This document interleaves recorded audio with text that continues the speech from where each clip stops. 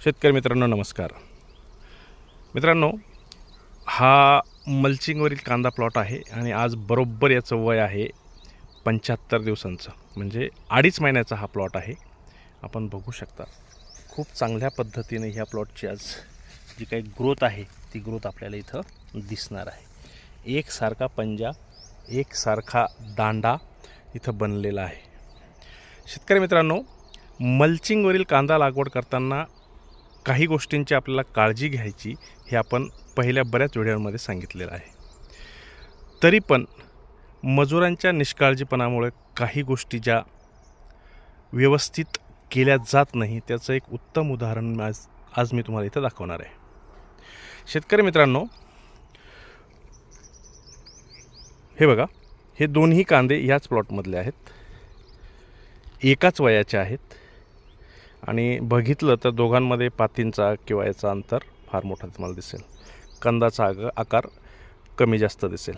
आता हे कशामुळं झालं शेतकरी मित्रांनो, याच्यामध्ये काय झालं आहे की हा जो बारीक दिसणारा कंदा आहे हा मजुरांकडून त्याची जी लागवड झालेली आहे ती अधांतरी झालेली आहे.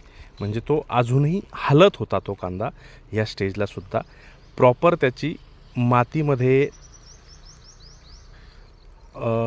काय म्हणू शकतो आपण त्याला, मुळांची वाढ झालेली नाही आहे आणि मातीमध्ये जो घट्टपणा त्याला यायला हवा तो नव्हता, तो हलत होता असा.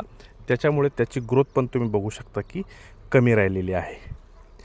आता मुळं तर त्याची वाढलेली आहे, पण कंदसुद्धा मातीमध्ये आपल्याला जायला हवा, जेणेकरून त्याला मातीमध्ये पकड भेटते आणि जेवढी जास्त पकड तेवढा कांदा पुढे कंद धरल्यानंतर तो त्या कंदाचं रूपांतर गोल स्वरूपात कांदा स्वरूपात व्हायला आपल्याला मदत होते.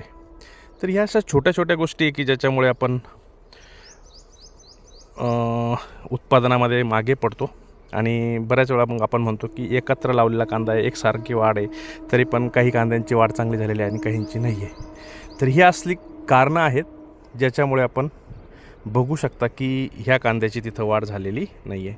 शेतकरी बंधूंनो, सांगण्याचा उद्देश एवढाच आहे की तुम्ही जर चांगल्या पद्धतीने नियोजन केलं तर आपल्याला चांगल्या पद्धतीने त्याचं उत्पादनसुद्धा मिळणार आहे.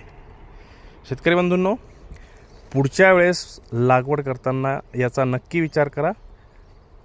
2 दिवस लागवडीसाठी जास्त जाऊ द्या, पण मजुरांकरवी जेव्हा आपण लागवड करून घेतो त्यावर चांगलं लक्ष ठेवा, जेणेकरून पुढे जाऊन आपल्याला पश्चातापाची वेळ येणार नाही.